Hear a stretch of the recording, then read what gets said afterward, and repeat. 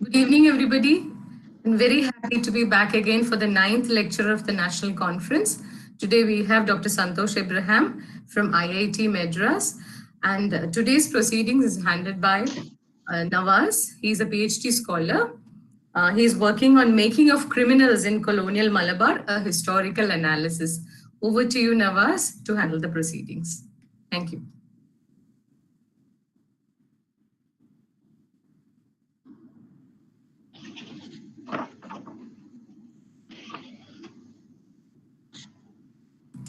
Nawaz, are you there? Can you hear me? Nawaz? Wondering if his call dropped. Nawaz?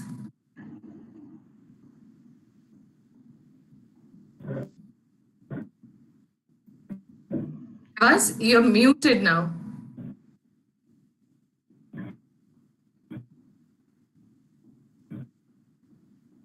Nawaz, are you speaking or do you have a bad connection?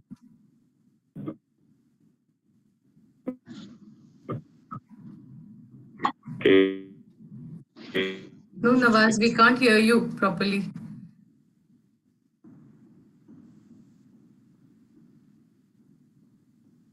I think Nawaz has a problem with the connection, so I'm just going in.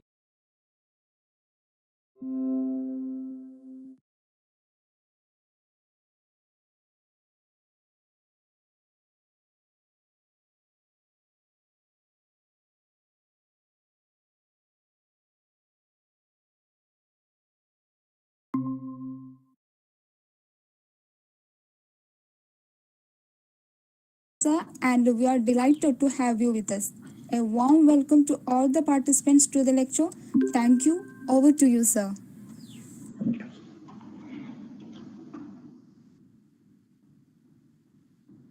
Thank you. Good evening to all of you. And before I start, I would like to share the slide first, then I would go on.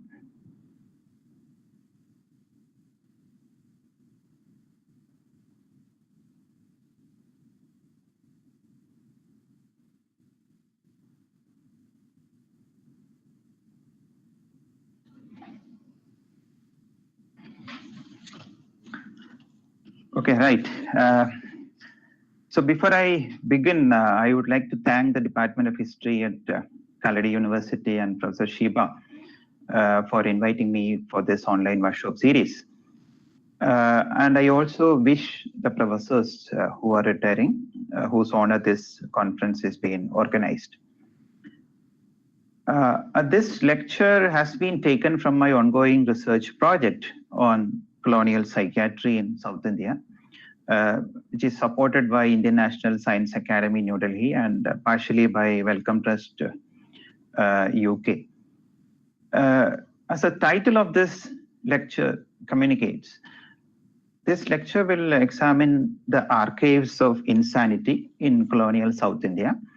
And I would begin this lecture by introducing a few of the larger historiographical representations and debates on asylums and psychiatry in the European and Indian context in the first section. And in the second section, I would use some of the sources of colonial madness, colonial asylums, and provide some of my arguments on that. So this is the approximate idea of the whole lecture.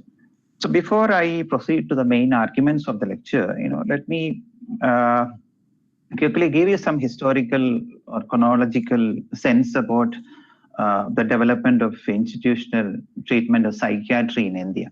So in this context, according to ancient texts and practices, mental illness was one of the very common diseases in India, and many times psychiatric issues were dealt with the violence or managed through religious and ritual practices, or by isolating the affected patient from the larger section of the society.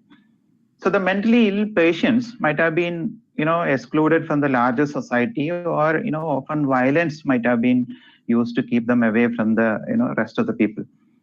And if you look at the sources of such kind of treatments or such kind of management, there are also references about care and treatment of insane persons in the richer Ayurveda or Unani or Siddha traditions in India. And also there are some arguments which indicate that Mandravada traditions or sorcery traditions might have also been used as a kind of treatment. But overall, we understand that religious practices, rituals, etc., might have played certain very central role in healing practices, of insanity in India. And similar tendencies of madness as something like danger to the society, have been found in the pre-modern European societies too, where the care and treatment of insane persons was considered as a domestic problem. Domestic problem in the sense, they will not send the affected people to the, any other institutions or, charity or to the church related institutions. Instead, most of the times, bedside medicine might be applied to them, and maybe a kind of care and treatment might have been prescribed within the household. So in the European context, it was largely a domestic problem. So the institutional medical answers to the treatment and care of the mentally ill was relatively, I would argue, that a modern construct and mostly developed in connection with the Age of Enlightenment period, especially in early 18th century period onwards, where the state systems began to use the logics of compassion and rehabilitation, along with the overall state logic of bringing order to the society. So order and discipline in the society. So as a result, government as well as private, the so-called mad houses, which it was called in such names in enlightened Europe, and such kind of regulated mad houses were established in Europe and also in England, particularly to safely keep such kind of madmen from the rest of the society. So in this context, when we understand the case of India, it is after the arrival of British and other Europeans in India, particularly by mid-18th century onwards, concerns on the treatment of madness, particularly, especially when the disease was found among the soldiers in the British Indian Navy and Army, and also among the British and European settlers in the metro cities. So when such kind of disease, when it began to be seen in certain kinds of metro cities, East India Company in fact has started thinking about bringing more of an institutional mechanisms to keep the insane persons, particularly belong to the Army and Navy. So the thinking, in fact, developed. Maybe I would say that immediately after the Battle of Plassey. So as a result, the earliest asylums in India, was particularly aimed at treating the European and British soldiers in India, and it is later by 1790s. The first government-run lunatic asylums were opened in the 3 presidency towns in India, particularly Bombay, Madras, and Calcutta, with no more than 20 to 30 inmates who were primarily, the mentally ill patients belong to the European or Anglo-Indian societies, or there are also reports that few Indians also been accepted in such kind of lunatic asylums. So for Europeans and the British, such kind of asylums in India were considered as a safe place to keep them before sending them back to England or European regions. So hence the argument is, hence up to 1857, the asylums in India were just the institutions for keeping the so-called madmen away from the rest of the society. So the cure aspect was highly limited when you understand the case of asylums up to 1858. But in certain kinds of records, it's also been mentioned that patients were treated with opium and morphine, and also were given hot baths, and sometimes leeches were applied to suck blood, etc. So ultimately, the outlook of such kind of asylums to give the patient some sort of a relief than curing the patients and sending them back to the society. So now, one of the major questions that comes to our mind at this particular context is, when did such a proper concern towards the mental illness or about the cure emerge in India? So it is after the Indian Asylum Act 1858, after the first war of independence, when the Crown directly had taken over the control of Indian affairs in British India. The Indian Asylum Act in 1858, which proclaimed the establishment of native asylums to provide treatments and cure for mentally ill in India, including the Europeans and also the Indians. So as a result, we see that post developments of this Asylum Act, by 1870, a renewed native asylum being set up in South India, at its first time in Madras in 1870. And 1871 and 72, another asylums, it was set up in Voltaire, which is now called as Visakhapatnam, and Calicut in 1872. Almost the same period, we also see that another asylum had been set up in Tiruchirappalli in Tamil Nadu, but which was closed a few years later due to the shortage of the warders available in such in that location. In Kerala, one of the other very important asylum, almost the same period, has also been established. That is Trivandrum Asylum under the princely states of Travancore. So we see that a long list of native asylums being set up by 1870 in several parts of India as part of this development. So when you look at this, so this is a very basic image, factual image of colonial psychiatry prior to the active phase of psychiatric developments in British colonial India. So my research largely falls on this later stage, especially from 1870 to mostly to the independence period, where I would examine the case of psychiatry through certain kinds of case studies, through the sources of native asylums in British India. So that work is currently going on. So now, to give you more sense of how the concept of psychiatry is represented in the historical writings, some of you might have been already aware of certain kinds of writings. So when you look at the writings on psychiatry or writings on insanity, madness, etc. in India, and also belong to the European societies. So histories of psychiatry around the world have been developed around Michael Foucault's, the seminal work on madness and civilization, and in his influential arguments actually, suggested great confinement of insane in the European asylums. So the early European conceptions on madness, according to Foucauldian understanding, were largely centered around the belief that madmen as a wild character, and they required taming, and such kind of savages whose activities had to be forcefully controlled. So, and for Foucault, the establishment of lunatic asylums in Europe were the sites of disciplining and punishing the individuals with unsound mind.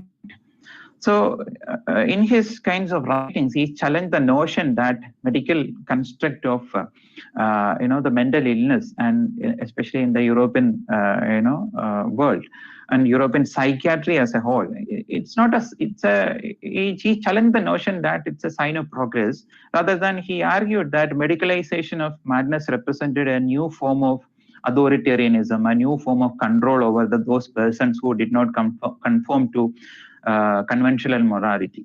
So we see that it is through the works of Foucauldian arguments or Foucauldian writings on European asylums, the concept of power employed in the psychiatric development in the West has been brought in, and Foucauldian argument largely suggested that the patients in the asylum remained as merely the objects of asylum care, and most often the treatments in the asylum served to distance or bring in the otherness of those patients in the asylum. So Foucault was largely a critic of such kind of institutional developments, what was happening in European societies. So, following Foucault, many scholars emphasize the aspects of segregation and disciplining and social control functions of the European asylums, the post-1960 period in the historiography. One such person quite interesting to note is Andrew Scull, who reinforced the notion of asylum as a imposing prison, which used for segregating a section of the society largely. So such kind of arguments actually presented the image of a psychiatric asylum as a total institution where large numbers of individuals are being kept, cut off from the rest of the society. And in such kind of asylums, some other scholars were also, suggesting that attitude of the entire administration or management system, etc., in those such kind of asylums were quite hegemonic in character, and such various kinds of practices were seen as dehumanized, practices. So largely we see that, after Foucauldian kinds of writings, many other scholars have also followed the same type of writings and even in the contemporary period also such kind of writings been continuing in the current historiography. And there is also another set of scholars, rejecting Foucauldian perceptions, and many scholars, like for example Roy Porter, in the Social History of Madness, has focused on certain kinds of provisions and treatments in the asylums, and highlighted the curative phase of psychiatry. And along with Porter, some other scholars like Megan Vaughan, they all rejected the application of Foucauldian paradigm to the understanding of asylums, and especially in dealing with colonial asylums. Vaughan has mentioned that there is nothing, no great confinement has been happening in the colonies. So now the prime question for us to think while we understand different understanding about different historiographies of colonial psychiatry or European psychiatry of 18th and 19th century. Did such disciplining or social control character of European asylums, did it perform the same role in colonial India?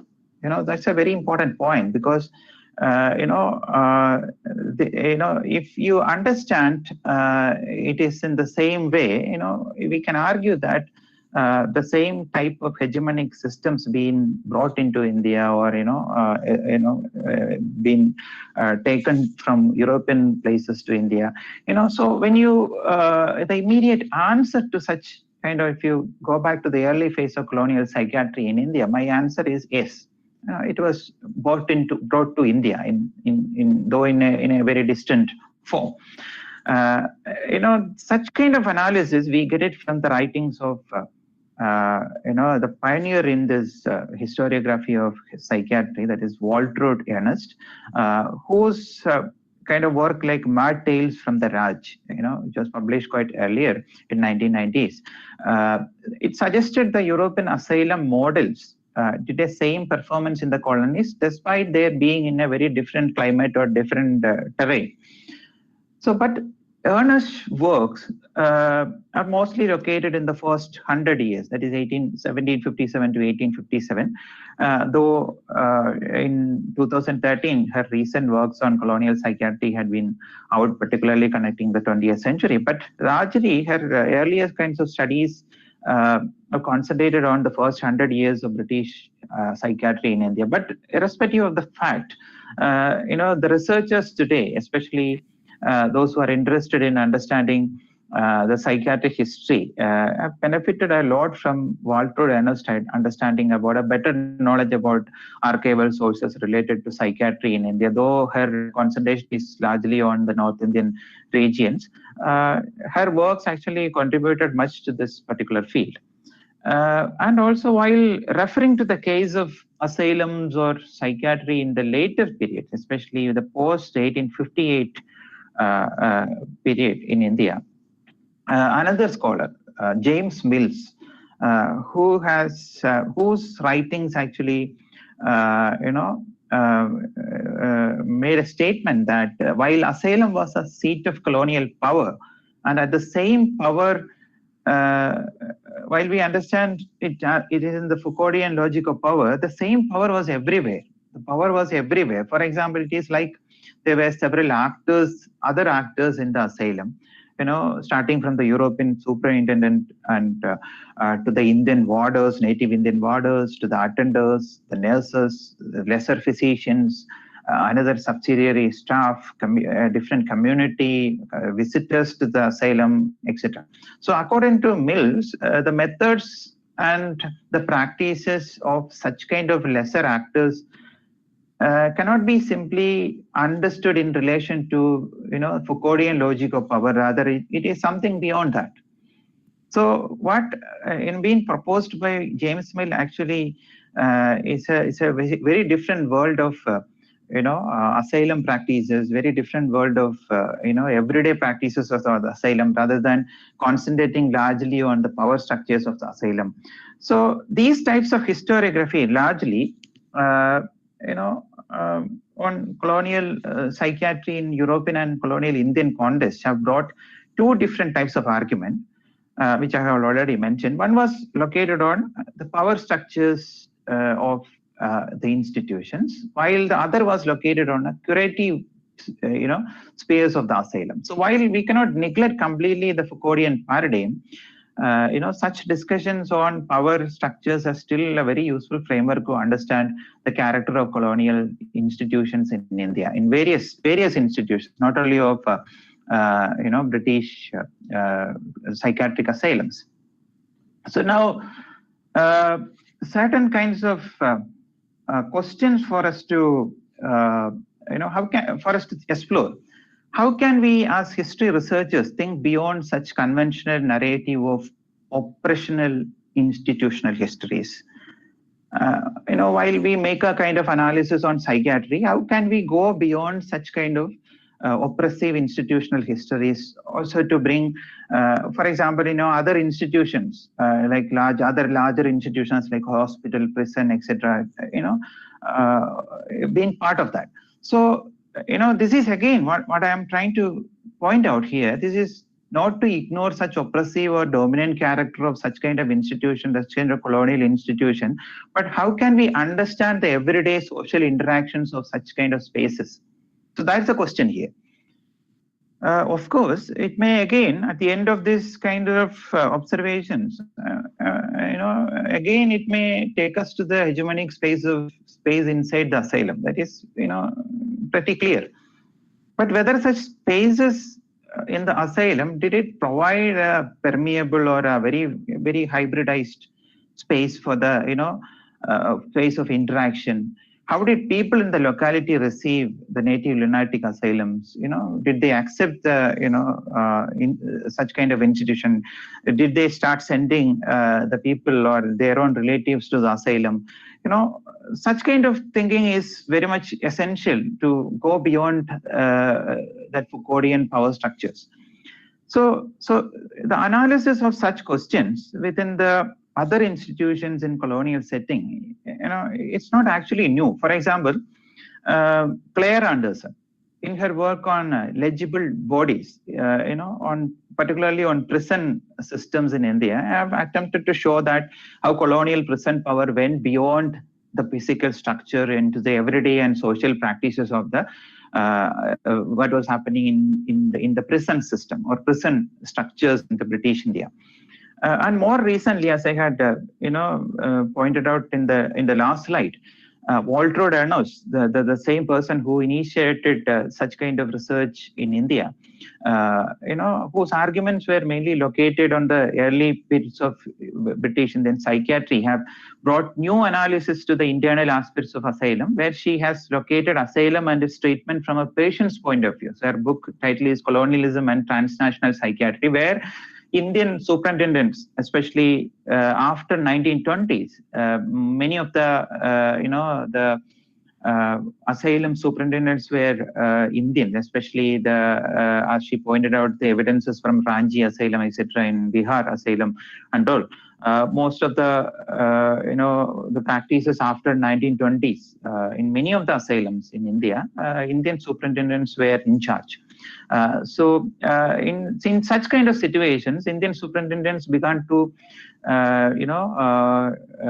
go beyond certain colonial kinds of structures or colonial types of patterns of psychiatric treatments, etc., to more of an Indianized way of treating the patients in India. So that is what we are going to discuss in the coming sections also.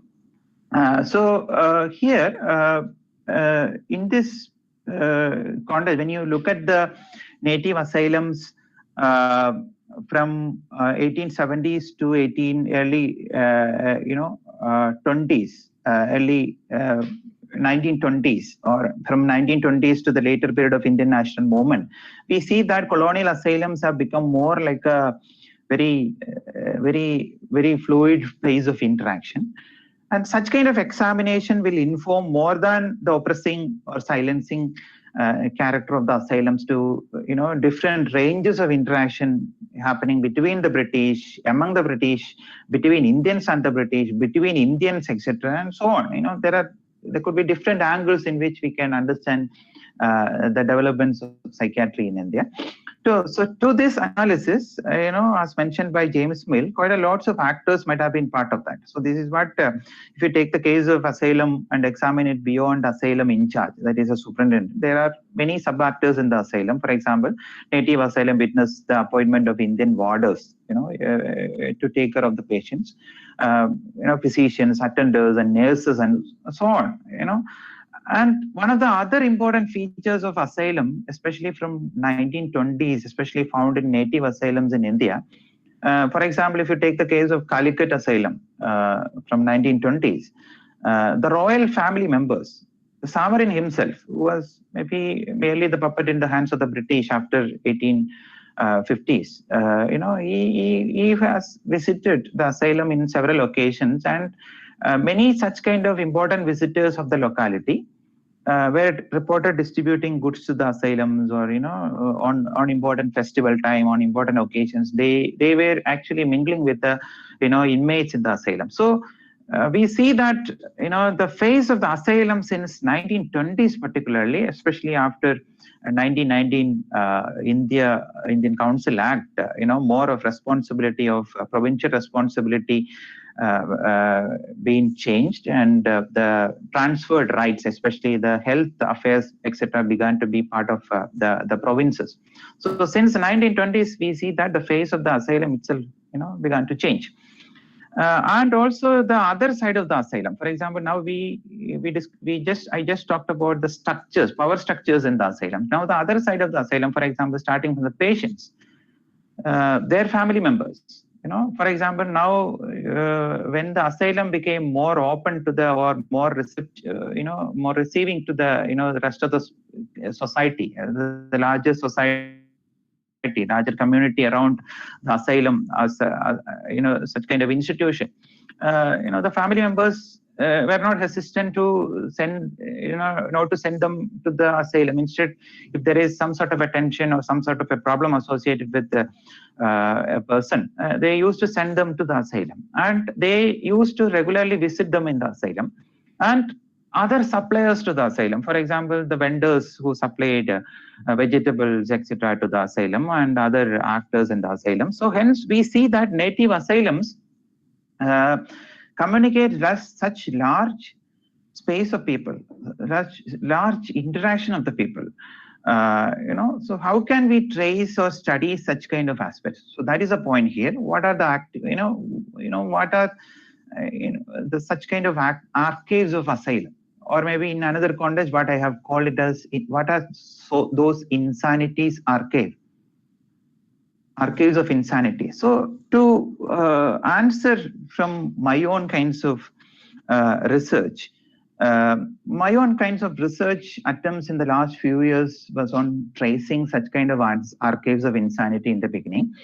And I came across quite a lots of archival sources, and most important among them are the Judicial Department records of Madras Presidency, mostly found in the India Office records located at British Library, London.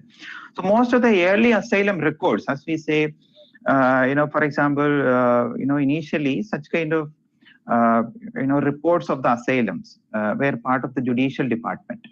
So such records are also consisted of various types of correspondences between asylum officials with various other government officials like Surgeon General, Secretary to Government located in Madras, provincial officers, etc. So in a lesser level, I have also come across certain kinds of patients records. For example, particularly some of the letters and orders, patients admission summary, discharge summary, kind of orders on patients' admission, transfer, discharge, etc. Mostly from the Indian archives, Tamil Nadu State Archives in Chennai, Kerala State Archives in Trivandrum, and also,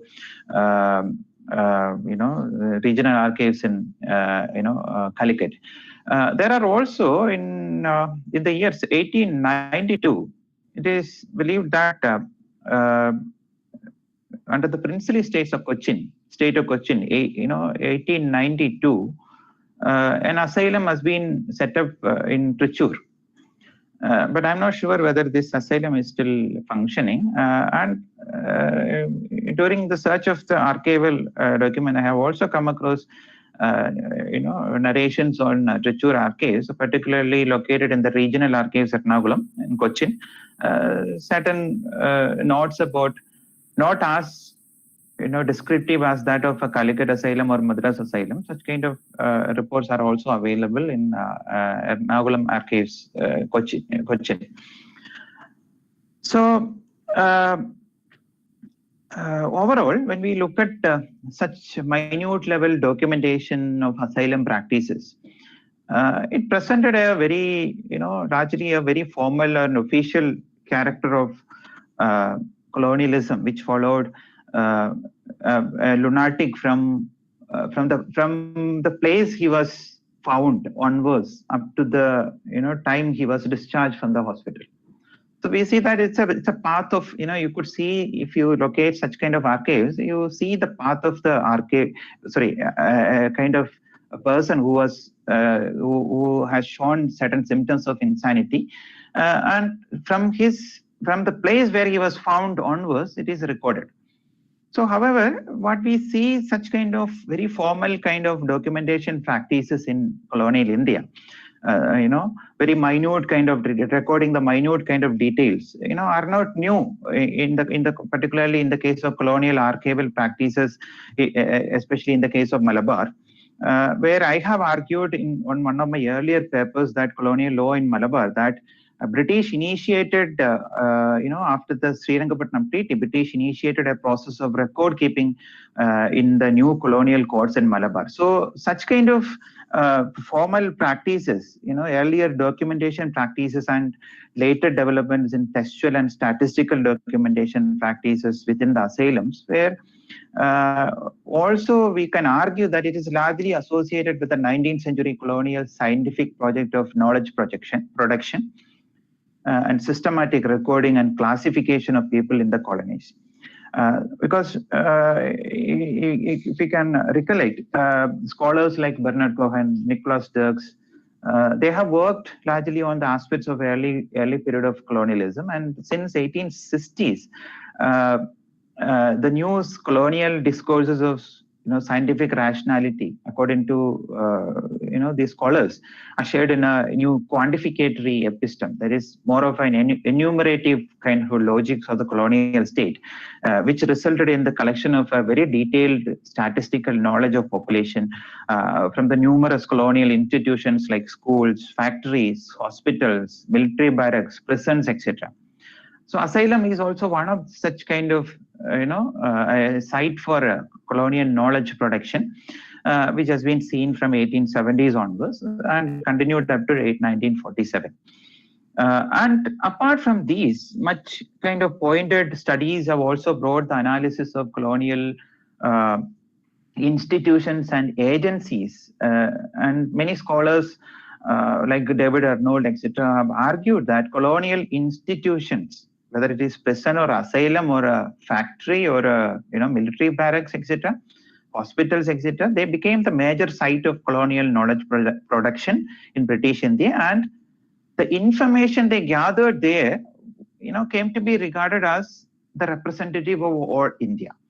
So in other words, it is also been argued that colonial rule built up, enormous battery of tests, and they attempted to use such kind of, or maybe the prisoner's body, or maybe the asylum patient's body as a site for the construction of its own authority and legitimacy and power. So overall, when you look at such kind of imperial institutional archives, it was not only in it has been pointed out that they were not only in gathering or accumulating data or information about the subject population, but also actively constructing a very different or reconstructing a very specific or a very different image of an indigenous native, maybe as primitive. So such kind of ideologies might have been used to justify the colonial presence in India even in the later period of 19th century also. So it is continuing to establish their supremacy and control in India. So when you within this larger understanding of about the historiography and sources on colonial psychiatry, and also on the larger colonial production of scientific knowledge from these institutions, etc., I would, as a second part of my presentation, I would use this rest of the time in this presentation, maybe another 15 minutes time, to examine some of my readings of these kinds of archives, which I have found quite interesting. As I have mentioned earlier, it is after 1858, Lunacy, Indian Lunacy Act, the native lunatic asylums were established in Travancore and Calicut. And these asylums were, in fact, started functioning from 1871 and 1872, because it took some time to construct the, architecture, etc. So the Travancore Asylum, in fact, I'm not much dealing with Travancore Asylum in the current presentation, but it took care of patients with mental issues and epilepsy from Travancore associated regions. And Calicut Asylum particularly was quite large and started receiving patients from different parts of Malabar region, including Cochin in the beginning, and South Canara region, and also people from Coimbatore and Nilgiri has also been sent to Calicut Asylum.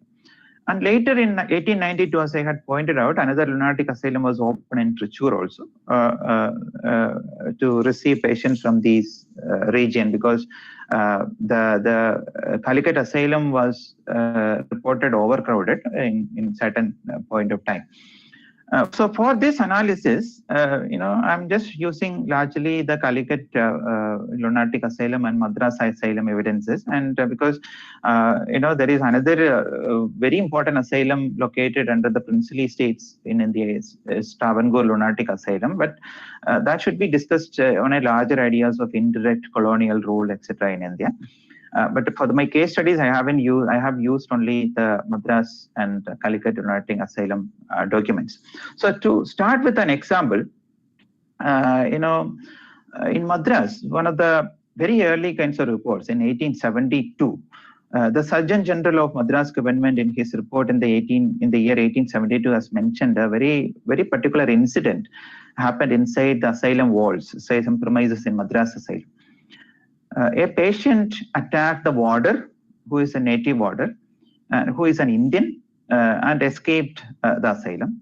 So the attack by the patient, according to this report, incapacitated the warder for some time from performing his duties.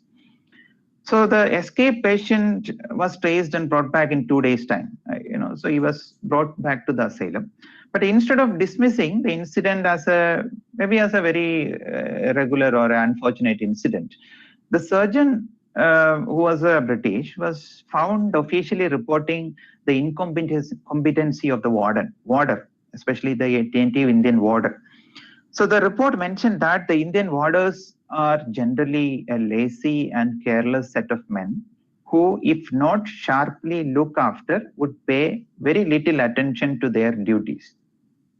So as you know that the native warders in the asylum were placed in the lowest rung of asylum hierarchical order. They are not being kept or being understood equal to that of a superintendent or maybe the British officers within the asylum.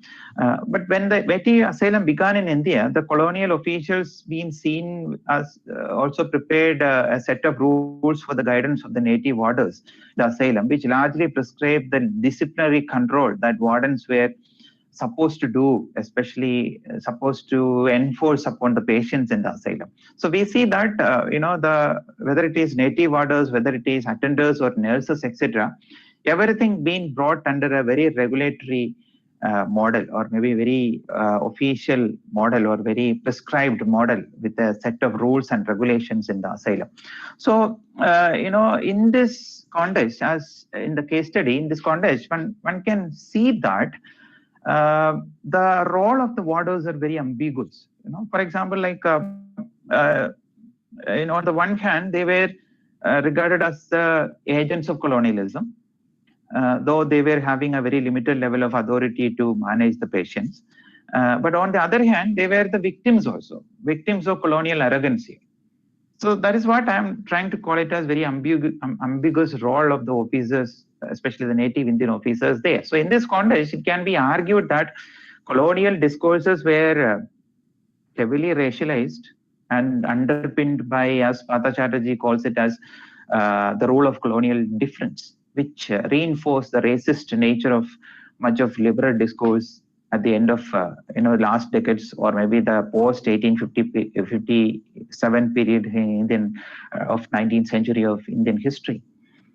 So in this particular incident, the Indian warders were perceived as morally or physically inferior, and they themselves being needed to be looked after. So such kind of stereotypical remarks, especially from the superintendent itself, by bringing them a set of rules for the warders in the asylum, particularly to discipline their inmates. We can argue that colonialism was following surveillance, supervision, and disciplining not only on the patients but also on the warders and other lesser officials in the asylum. So while we look at all these kinds of practices, on the one hand, it can be argued that it was a role of colonial difference which shaped the management of the asylum in certain ways, and such practices reflected colonial prejudice, colonial ignorance, and colonial difference in the case of us, in the case of a colony. So that is the first point which I would like to, when I read the archival Insanities Archive, this is the first point I would like to provide. As a second, in another 10 minutes, I can wind it up. So as a second, let me provide two other different reports on specific category of patients who were called as another different category of patients within the asylum, that is criminal lunatics. So it is after the Criminal Procedure Code of 1861 and following the IPC, Indian Penal Code, that colonial officials have brought the dangerous and harmless mentally ill persons under the legal framework by suggesting to provide assured care and protection to such kind of inmates. So before 1858, we see that both the dangerous criminals and the lunatic criminals, the ordinary lunatic criminals as well as the dangerous criminals, were confined in the colonial prisons in India. So after 1858, especially after 1861, the interface between insanity and crime became an important discourse in India, as the criminal lunatics began to be sent to the asylums than sending them to the prisons. And such kind of criminal lunatics could be in different categories also. For example, some people might have become insane during the period of their stay in the prison. Some people might have already become insane during the course of the trial, etc. So such kind of people being identified by the colonial police and being shifted to the from prison to the asylum. So that was happening.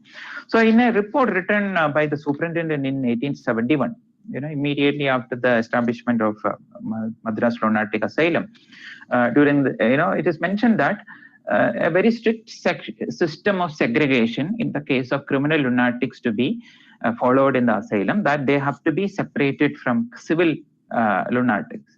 That has to be very strictly followed in the asylum. So while on the other hand, such colonial act was to maintain safety and well-being of the civil inmates. We can argue in a very positive sense. But at the same time, such actions could be read beyond a humanitarian context as more artificial or more superficial, as how colonialism uses the body of a prisoner or a patient for better surveillance on them. This is what exactly, ultimately such kind of actions, according to David Arnold, who has pointed out in certain other contexts, colonial practices attempted to use body as a site for the construction of otherness. And to bring in their own authority, legitimacy, and power, etc. So that is one particular point for you to think about. Then, secondly, there is another important report which in fact came later in 1875, in which the context of criminal lunatics comes to picture again in the archives. In this time, it was Surgeon Major John Murray, who was the superintendent of Madras Lunatic Asylum, has reported that a harmless imbecile is found wandering about the streets naked, incidentally exposing his person. He is thereupon arrested and taken before a magistrate, but being found incapable of making any defense, he is pronounced as insane and transferred to the lunatic asylum, where he almost certainly remains for the rest of his life under the denomination of a term criminal lunatic, receiving treatment in all respects similar to the rest of his associates, many of whom have committed crimes of great atrocity. So we can read, such kind of report, which came a bit later, 1875, from the superintendent. We can read such kind of statements in two ways. On the one hand, this particular report was a colonial Indian expression of Victorian concerns towards further segregation of criminal lunatics according to the offenses. We see that segregation practices is growing, as highly dangerous, less dangerous. So Major Murray did not see all the criminal lunatics in the asylum, Madras Asylum, as uniformly dangerous. Instead, Murray's views were also acknowledged by other surgeons, officiating superintendent of Madras, who was also been part of, the authority or power there, where he confirmed that many of the so-called criminal lunatics committed for trifling offenses are not fit subjects for criminal confinement. So we see that, such concerns again bring out the logic of indiscriminate confinement of all criminal lunatics within the asylum. It also give more of a humanitarian sense of context of colonial asylum, but at the same time, it also brings forth the importance of colonial context of interrelationship between control and care. While they establish their supremacy and control in other ways, the other side, in care kind of concerns were also growing, especially care of the native population within the newly established institutional domain. So it can be read in several ways.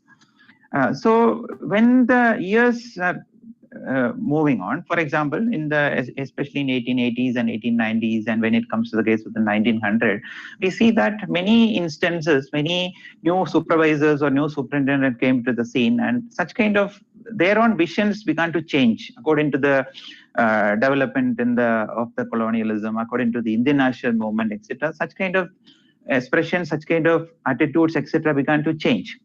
So while we move on with, I'm going to the last slide now. I would like to, make a kind of immediate point with regard to one of the major, again, in the 1920s, when criminal lunatic sphere again come into the scene. So we see that 1892 onwards, 1892, the last decade of 19th century onwards, a separate criminal enclosure was constructed in Madras lunatic asylum, and all the criminal lunatics from Voltaire, Visakhapatnam, Calicut, etc. were sent to Madras criminal lunatic asylum from 1892 onwards. So up to 1892, all the criminal lunatics, so-called criminal lunatics, were kept in Calicut or Visakhapatnam or Madras separately. But now, after 1892, all of them were sent from native regions to the Madras. So since then, we see that the speculation and uneasiness were developing among the public about the identity of those who were confined in the asylum. For example, there was one particular petition written by a family member of one particular patient in Calicut Lunatic Asylum in 1893. It claimed that patient was criminalized by the magistrate due to some minor act of nuisance, like pilfering, and subsequently being branded as a criminal lunatic.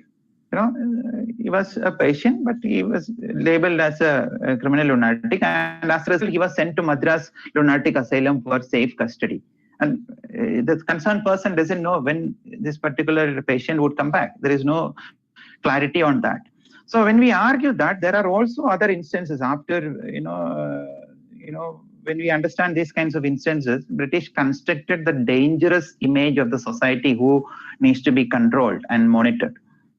So in another context, one is very importantly, we, especially in the period of 1921, Malabar Rebellion, we see that when you understand the records, when you look at the reports, in some places we see that there is an increase of criminal lunatics sent from Calicut to Madras between 1921 to 22. All of you must be knowing the years fall in the period of Malabar Mapala Rebellion in 1921.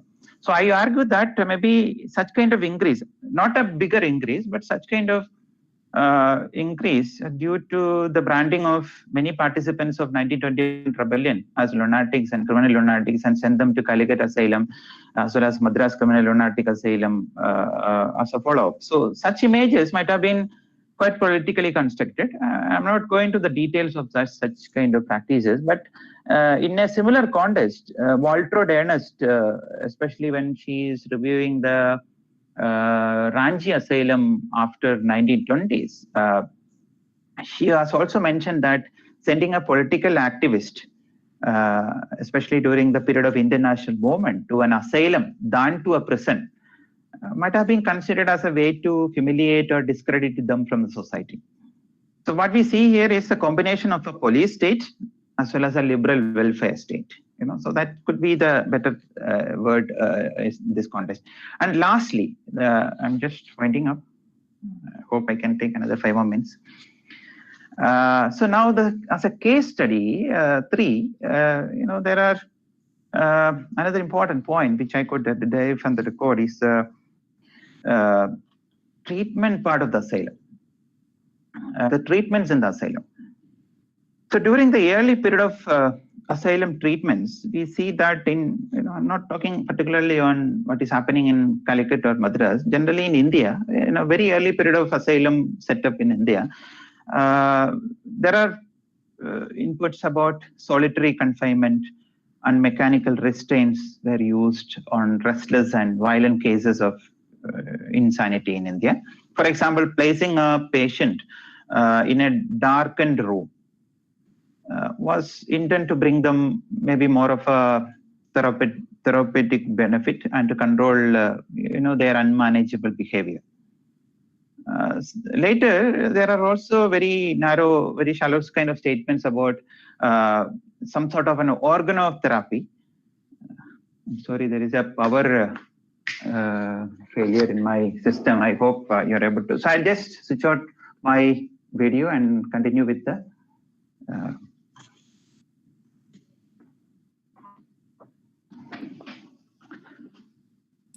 Sure.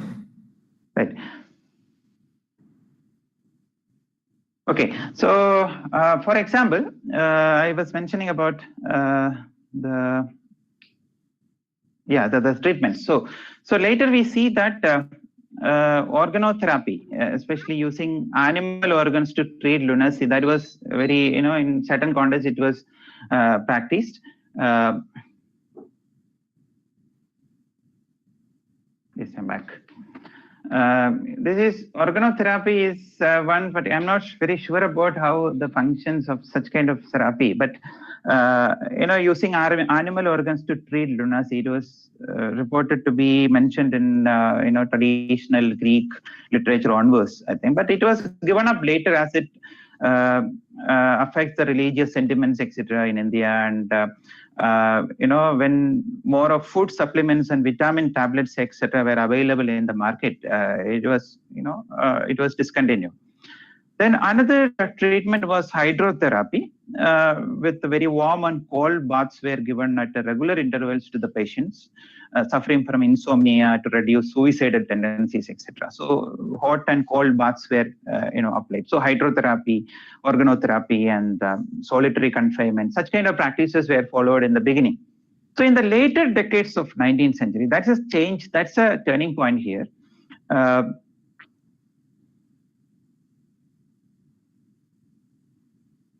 This particular slide, please follow.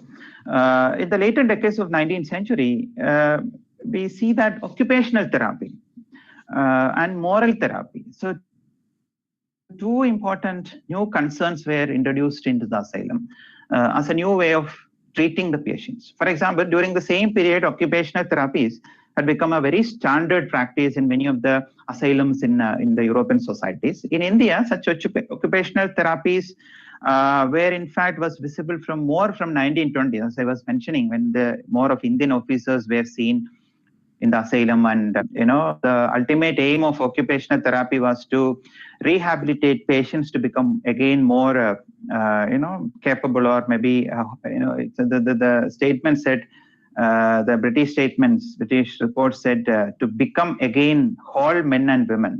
That's again a kind of statement which could be interpreted in certain ways. So we see that quite several range of activities like weaving, carpentry, blacksmithing, cane works, bookbinding, brickworks, tailoring, cooking, rope making, embroidery. The many, asylum archives in fact show many such kind of practices which were very importantly followed in the asylum since 1920. So apart from this, when you look at such kind of positive impact such kind of occupational therapy may create on the patient's minds and bodies, patient work might have added financial benefits to the asylum also. That's a point which you should keep in mind. So here we see that, especially from Madras Asylum and Calicut Asylum, there are several types of occupational therapy or occupational approaches being recorded. This is one particular photograph. Then another, you could see that it's a embroidery class, tailoring and weaving section particularly. So and in the I would place it in another context. For example, along with the occupational therapies, moral therapies in the form of recreational and amusement activities like listening to music, watching theatrical performances and sports activities, etc., in fact changed the face of asylum among the local public. So vegetable garden. Then this is one of the images from Calicut Asylum in 1939, where the first image, I think the women badminton is being played. Then different musicians or different practices, which actually created more of a moral therapy, or maybe make them occupied with some sort of activity, etc. So in a report in 1936, it is also mentioned that, especially from Calicut side, it is mentioned that patients attended the cinema. We see that in the very early period, 1930 onwards, we have cinema halls in certain places. Maybe the first cinema, I don't know what kind of films being shown, but those who are associated, those who are familiar with Calicut region and SM Street, could be able to locate a theatre called Radha Theatre, And in 1936 records, etc., such kind of references about patients being allowed to, watch a film in the Radha Theatre through the courtesy of the proprietor there. So that is some sort of a part of moral therapy part you can easily identify. Then, however, it's also mentioned that for recreational pursuits and special food treats, etc., given to and also outside travel, etc., were offered as incentives to the patients who were willing to work. That is also a kind of point. And such kind of recreational facilities might have withheld from those who were not willing to work. So that was some sort of an incentive that if you work, you can go out or you can watch a film. Such kind of incentives were there. Then apart from that, in my references, other kinds of, in the modern drugs were also used in later period, 1939, 1940 period, modern drugs, mercury pills, sedative drugs, etc., being used. Overall, as a conclusion,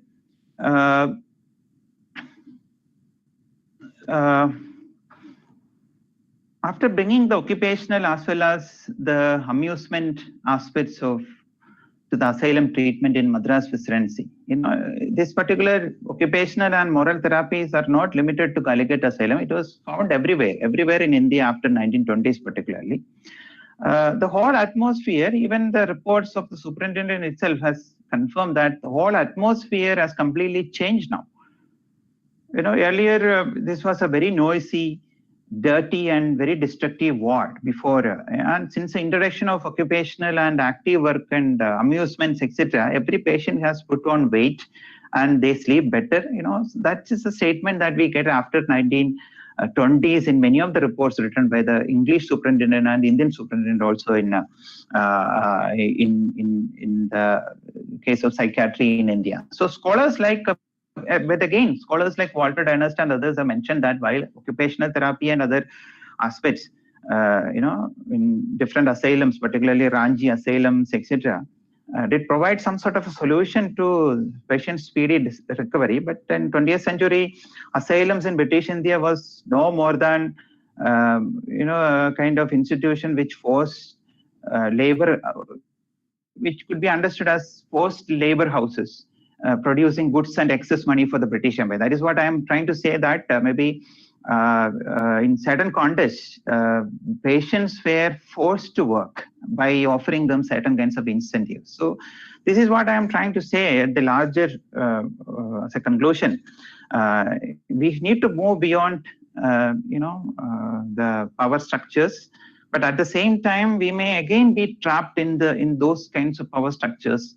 But if you examine it closely, such kind of archival records of insanity records, etc., may provide us more insights into the asylums, and lots of records are available on asylums. So you could see that this is one of the last point here, a discharge sheet of a patient, which has been handwritten by a superintendent, and it is recorded in 20th July in Calicut 1874.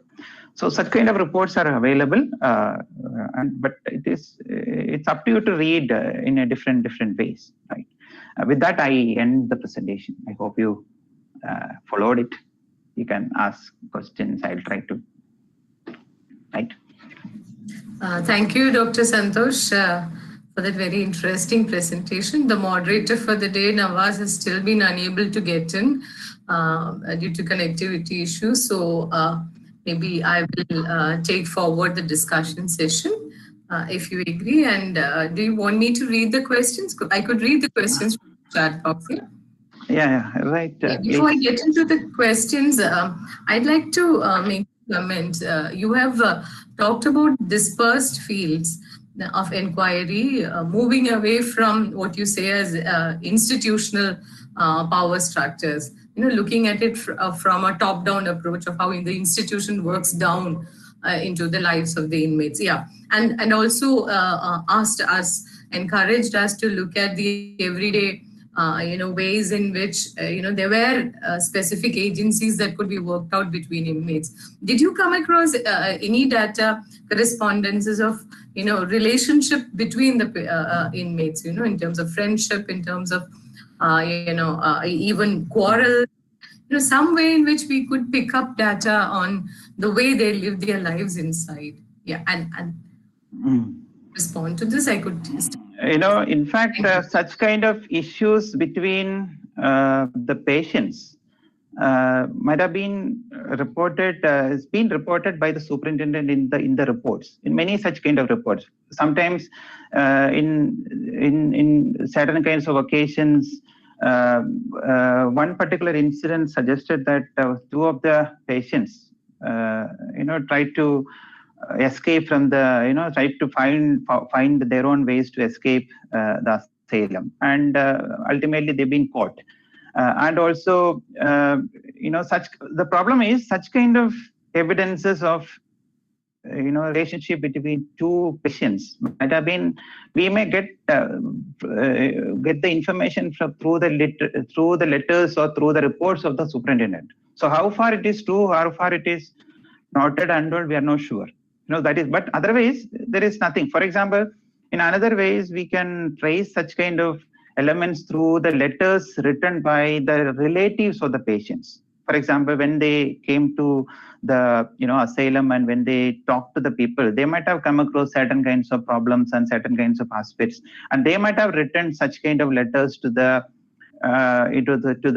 Surgeon General who is located in Madras. So we see that patients' families were allowed to visit them, and as a result of such kind of meeting, they might have written citing the problems associated with the asylum.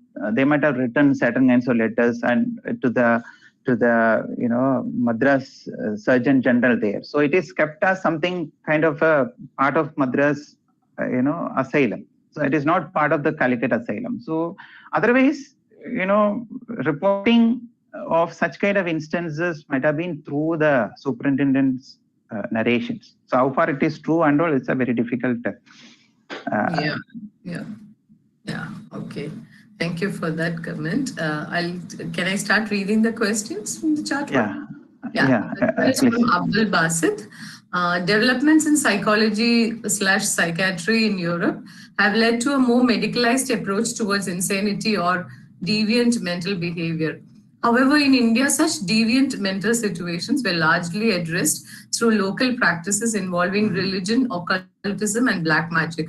Did such practices complement institutionalized treatment of mental illness, or was it rejected by the modern scientific rationale of the colonizers? If they were assimilated into the practice in asylums, how did it affect the colonial state apparatuses of control? No, in fact, from the records which I have consulted, I have a feeling I can read that they completely rejected the customary practices or whatever the religious practices when it comes to the case, because many times we see that they were encouraging the people to send the patients to the asylum, but it was not forced. So if at all you want to come to the asylum, you should expect a different kind of treatment. That was some sort of a message with the establishment of asylum since 1870s. Before that, we see that asylum before 1853, 1857, it was not much accepted in the public. Only after 1870, and I would say that only after 1890s, asylum as a place which gives more modern treatment, or maybe a treatment up to the cure and discharge of the patient from the asylum, that is being seen after 1890s particularly. What I'm informing, like how people accepted such kind of practices in the asylum. But except by using maybe certain very traditional Ayurveda type of medical practices, maybe by using hot bath or cold bath, etc. Apart from that, there is no such kind of asylum reports didn't confirm to using any such kind of local practices in the asylum. It's like they might have deliberately avoided that in order to bring in the overall notion of colonial modernity or colonial modern psychiatry, colonial psychiatry, etc. So I haven't come across any such kind of sources. Thank you. The next question is from Jayanti Chami. Is the formation of lunatic asylum in India during the colonial period part of British policy of appeasement/social reform? Social reform, I'm not able to say, but I would say that such kind of institutions could be understood as part of other institutions like establishing hospitals, prisons, factories, etc. in India. Maybe as I was mentioning in one of the occasions, like every institutional base, certain kinds of humanitarian concerns were always seen, always been highlighted by the British, that they are changing the notion here, they are bringing more civilizing models here, etc. But how far it is, for example, like the approach towards especially in the kind of source which I have discussed, 1875, keeping the ordinary criminals, the dangerous criminals as well as the ordinary criminals in the same place. You see that you can read it as something like a institutional attempts to institutional humanitarian attempt here. But again, the logic of segregation and other kinds of problems would come in as part of colonial power structures. But I don't think that it was addressed as something like a social reform practice in India. I don't see that. Okay, thank you. The next one is from Abdul Basit. The early half of 20th century saw large-scale discontents like world wars, economic crisis, pandemics such as Spanish flu, as a result of which Western world experienced a lot of trauma. The situation in India was not different. Anti-colonial struggles, world wars, famine, etc. had an impact over the Indian psyche. Did you notice any records pertaining to change in functioning of asylums during or after the events of distress like wars? One of the aspects, like for example, after 1940, the last report I have collected up to I have collected reports up to 1947, but I don't get anywhere from British India Archives or India Archives, I don't get documents from 1940 to 1945. There are no documents available.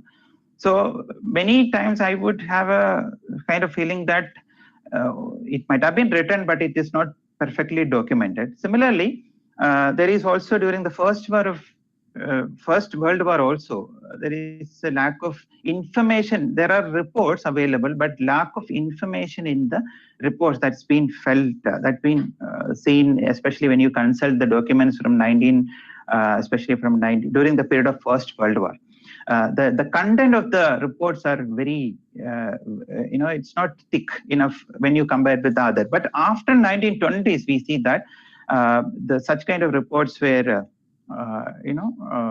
growing. So maybe it is also due to the post-1919 Indian Council Act, where entire responsibility of health being transferred to the provinces. So the provinces led by Indian members largely, they were taking care of such kind of documentation or such kind of practices. Indian superintendents were allowed to work on, Indian people were recruited to, and more of occupational and moral therapies being introduced, etc. But certainly, such kind of calamities or such kind of problems in the world might have affected the, I'm not saying affected the internal functions of but we are not able to get information on that particular what was happening inside the asylum for a limited period of time.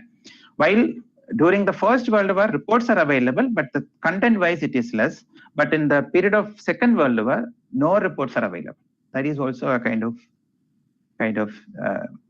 limitation of such kind of archives. Thank you. Next is from Jayanti Chami. Are there any common reasons for people's insanity during colonial period? Interesting question, because in the reports, we see that British identified, especially from 1870, they identified reasons for insanity. They identify in various ways. That is what in the beginning of admission of the patients itself onwards, they began to follow the patient's track. Especially that's what I was trying to say, that you can trace a patient in if you locate the asylum records. So many, every annual kinds of reports in fact brought a statement that there are several reasons of insanity, particularly connecting moral reasons, grief and other kinds of personal issues. Some sort of something happened to the head during the accident, etc. And there are also many other kinds of reasons, like use of intoxicants, etc. Contributed. So every year it kept on changing. Especially British might have identified new types of reasons for insanity. So most of the common reasons were moral reasons and physical reasons, and also use of certain intoxicants, etc. Being in part of such kind of reasons for insanity. Thank you. The next question is from Pradeep. Have you ever come across any reference of English people being treated in any of these asylums? Yes, of course.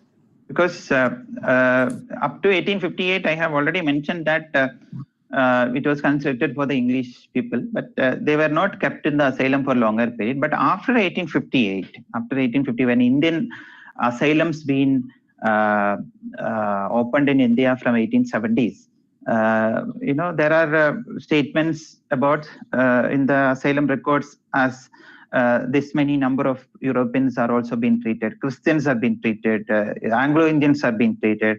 And when it comes to the case with occupational therapy and moral therapy, particularly occupational therapy in the later stages, interestingly, there are also statements that the European patients were not willing to work, or they were not given any such kind of responsibilities, during their period in an asylum. So they were also being treated in certain ways, but they were not, how far they were mingling with other patients, that's a kind of concern, because it was not happening in that way, because occupational therapy itself not been, for example, certain kinds of hard works were given to the Indians, and certain kinds of lesser kinds of works might have been given to the Europeans also. So such kind of racist tensions also might have been part of the development. They've been treated anyway. Thank you. The next is a comment by Jayanti Chami. Today we can see more and more centers for mental health, and we say the mental health of the people of the contemporary society is downward when comparing with colonial period.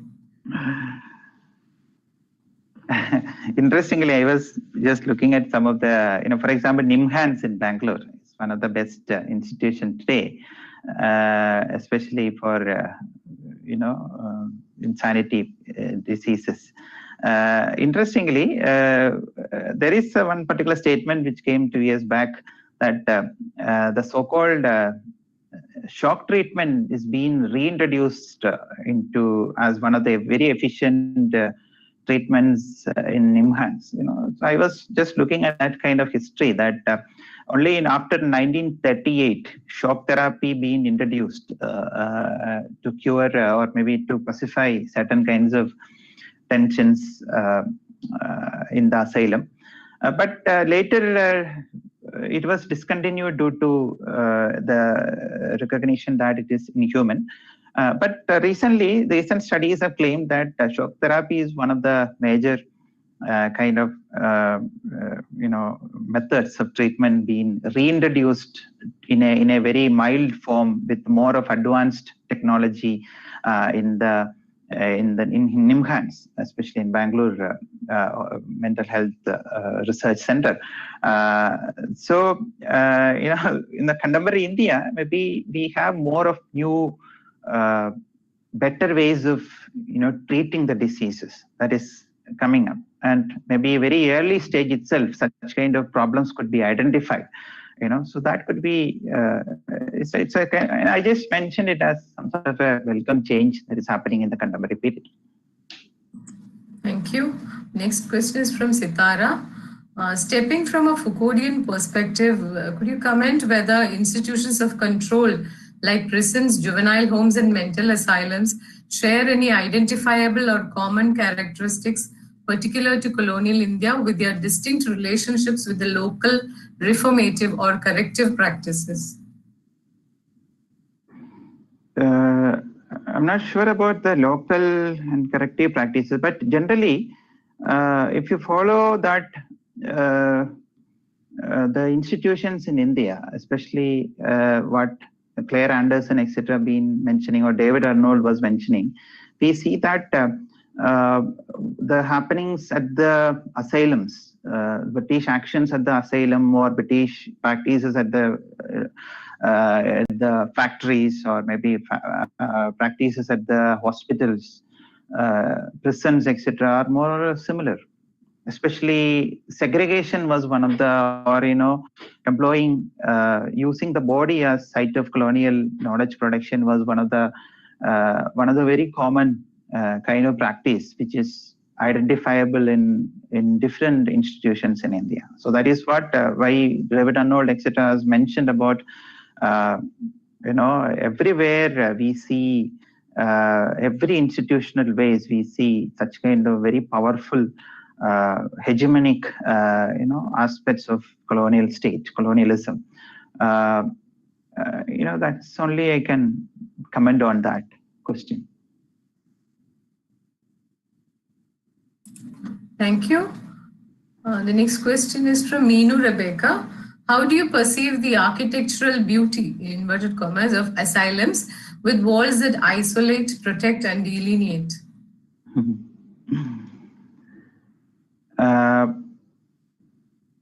In fact, architectural, I don't say it's anyway, you have made it as a beauty in quotes. So, of course, asylum architecture, what we see from the colonial instances, that it has been designed for the purpose of segregating the people, mostly, especially the, in 1892 onwards, we have a separate criminal ward, wards, dividing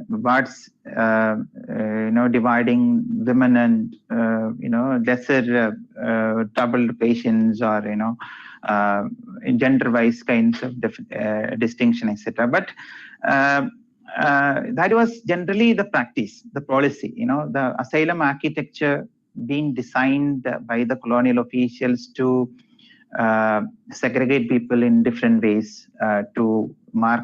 So that is how we try to trace the other aspect of colonialism, to differentiate or to bring in otherness, etc. And maybe the outlook of such kind of designs could be to protect the people from the other dangerous criminals, but at the same time, it actually create more of a very rude image of colonial psychiatry generally. People might have looked at such kind of asylum structures as something as a kind of horror of asylum might have been located. But interestingly, there are some instances about Ranchi asylum since 1930s, where the asylum superintendent, who was an Indian, has been has brought changes in the asylum structure to enable more mingling happen within the asylum. So how far it has been successful and all, we need to observe, but from the literature. But that was, I would think that maybe the colonial architecture styles, which was some sort of aimed at isolation, segregation, etc., has started changing since 1930s. But where have we reached in the contemporary period? How the asylum, especially the mental disease institutes, etc., was designed in the contemporary period? Maybe some modern hospital eliminating that segregation, etc. But that's only I can comment on architecture. Thank you. Next one is from Sharif. Can we see the colonial discourse of madness as a part of the imperial project? And I'm a little curious on that. Who were the patients identified as mad by the colonial state and admitted in asylums?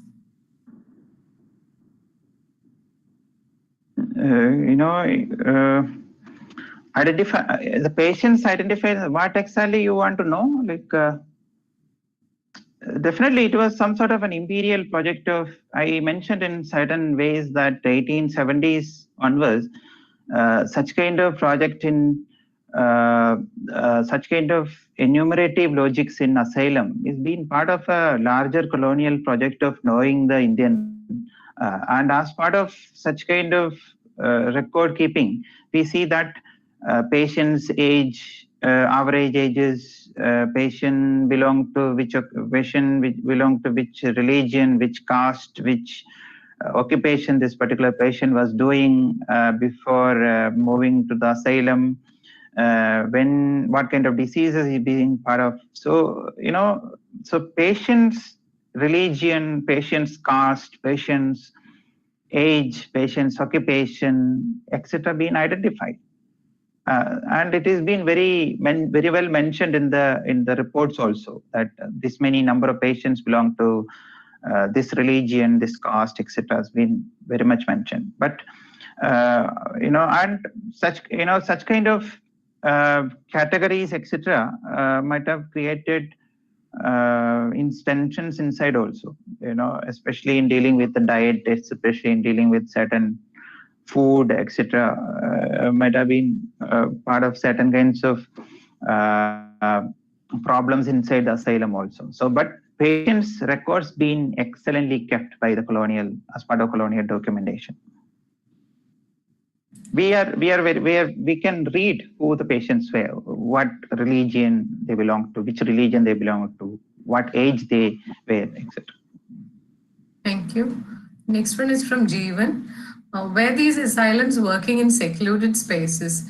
If not, how did these institutional spaces change the lives of lives of people living in close proximity? In Madras, it was something like it is located in Kilpak in Madras. But in the case of Calicut Asylum, you see that it is located in. If you are familiar with the place, it is located a little bit away from the main centers of asylum. Main centers, main regions, main part of the city. It's quite away from almost located on the hilly side.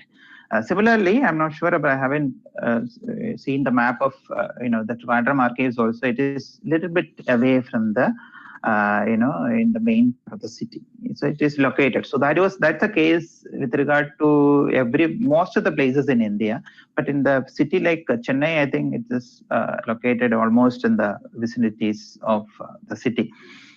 So it might have created more of a I would say that a fear among the people in certain ways that you don't go to this place, this belongs to certain other categories. So certain colonial categories, colonial constructions might have also reached the outside community, that people might have afraid of going to such kind of places. Maybe, for example, escapes were very much common. For example, if someone escapes from the lunatic asylum and do a kind of damage to other person in the vicinity. So generally, the people up to 1920s, I would say that they were not ready to accept the institution. But after 1920s, when more of interactions were happening between asylum inmates and the external community, things might have started changing. Thank you. The next one is from Basima Abdul Nasir. You mentioned how being classified as a lunatic was a way of humiliating the freedom fighters. I was wondering if you have come across cases where asylums were used to avoid prison. Yeah, that's what exactly I was. I cannot say that it was very deliberately done by the people, because we do not have statements on that.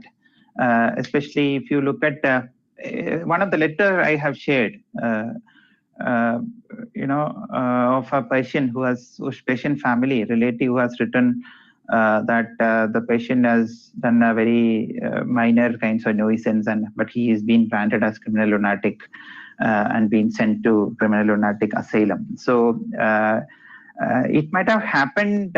We get evidences from Ranji Asylum in Bihar Asylum that political activist kind of people might have been branded as, it was a very easier way of putting them away from the larger political life of the society, and it might have happened. But with regard to Malabar region, I haven't come across any particular cases, but we can read it from the number of, we can trace the increase of numbers, patients being sent sent from Calicut to Madras as branded as criminal lunatics. It has increased in certain kind of period and reduced after some time.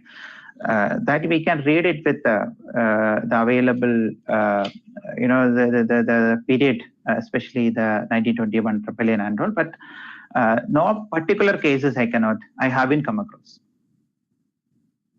She adds to her question. For instance, we see a character in Mantos, Toba Tek Singh, who comes from an influential family and is put in asylum to avoid prison after being caught in criminal activity. We have come across similar narratives from 19th century Britain as well. Do we see records of this sort in archives? No, I haven't come across. It's interesting. I haven't come across. Yeah. Next question is from Ajsal. Christian missionaries and their contributions to healthcare were very prominent during the colonial period. Were there any attempts from missionaries to address mental health in particular?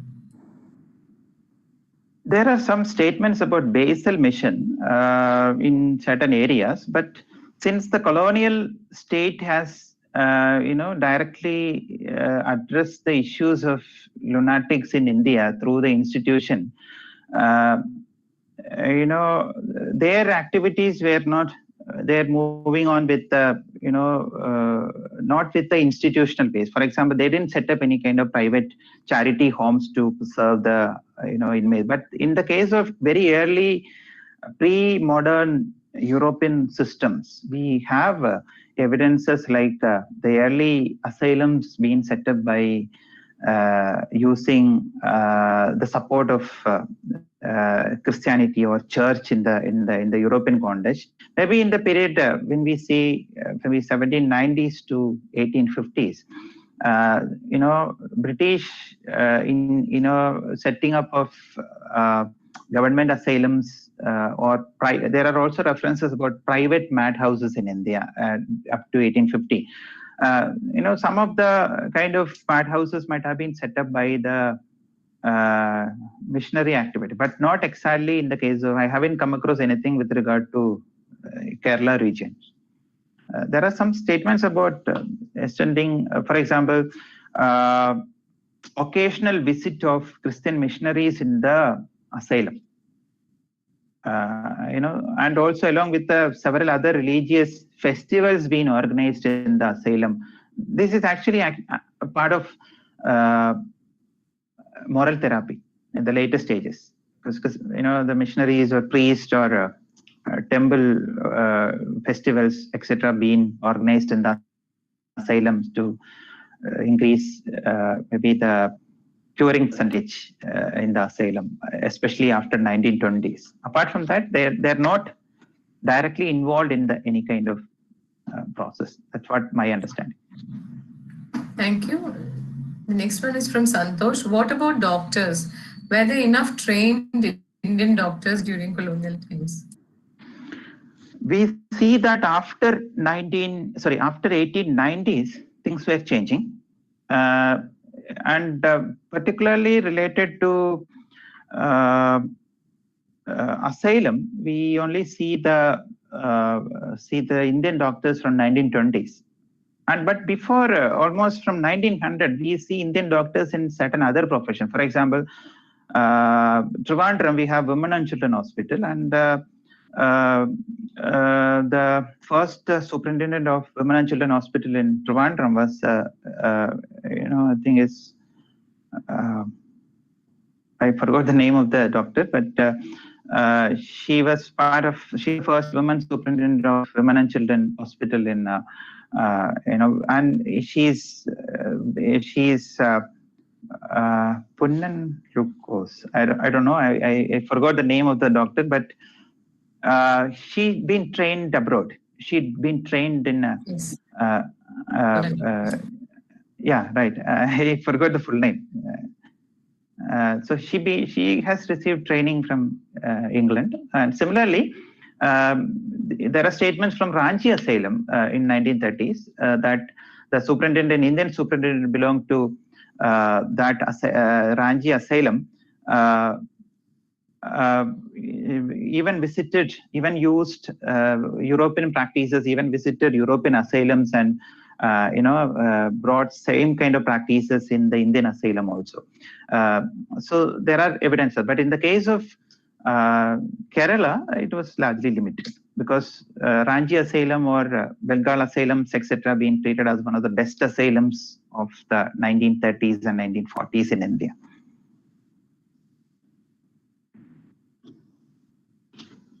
The next one is from Subairat. How far is it correct to say that asylums were established to produce more inactive people in society during the colonial era? Whether the number of patients increased or decreased after the establishment of asylum in Calicut during 1870s.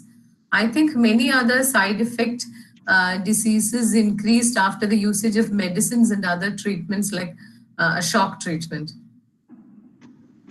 In fact, shock treatment was not introduced in Calicut Asylum up to certain period, up to 1947, because it was first introduced in Ranchi Asylum, and after some time, we do not get information on that up to 1947 in other places, because Indian Kerala asylums, etc., might have been popular with regard to occupational therapy and moral therapy and all. The shock treatment was not introduced in many of the asylums. The number of patients in the asylum, that was increased.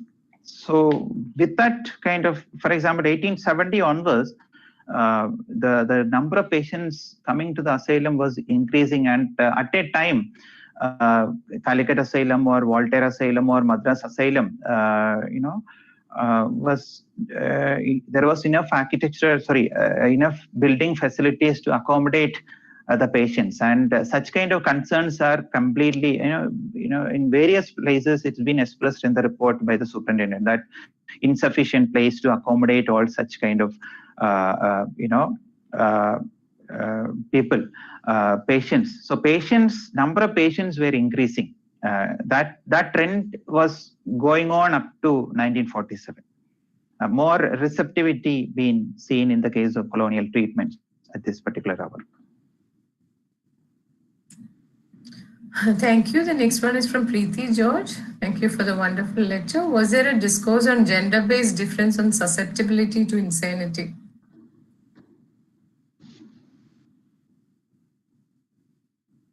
Gender-based differences in the sense like there is Walter Ernest has mentioned in some of the literature that many of the activities being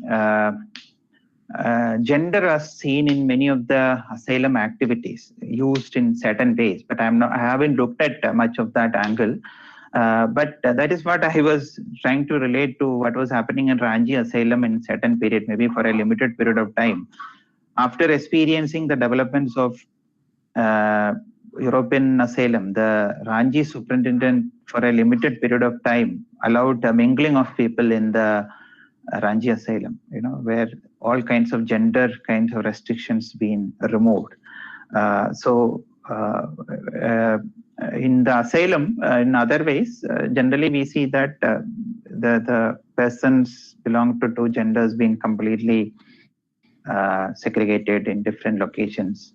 The architecture itself being designed accordingly in the asylum. I haven't looked much on the gender side, but the reports suggested a very clear, we can read a very clear number-wise understanding, gender-wise understanding about the treatments provided, occupational therapies provided, moral therapies provided, number of people belong to each gender, etc. We can clearly read from the scripts. Yeah, somebody mentioned about Mary Punnan. Mary Punnan was the first, I think, the first women superintendent in the Women and Children Hospital. Right. Thank you. Yeah. So Bhairath has added on to her earlier question that commenting that occupational therapies are more effective for people, inmates, to recover from their segregation. And she asks where the asylum in Calicut is. It's located in the town. Asylum, where the asylum in Calicut, right? It's in Calicut city only. Yeah, it's located in, Yeah. That brings us to the end of the questions. I think that's all. Thank you for responding to all the questions. I would now invite Muhammad Sharif to propose a vote of thanks. Sharif?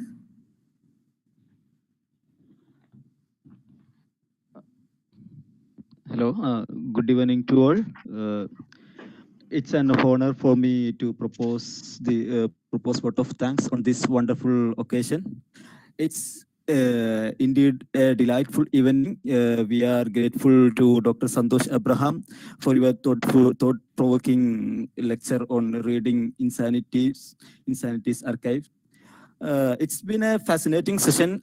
On behalf of the Department of History and the Fraternity of Sri Shankaracharya University of Sanskrit, expressing our sincere gratitude to you, Dr. Santhosh Abraham. And I extend my gratitude to the participants for being with us and actively engaging with the very scholarly academic discussions. Thank you all, and very good evening. Thank you, Dr. Santhosh Abraham. Thank you. For that very great evening and a talk, and for responding so patiently to all the questions. Thank you.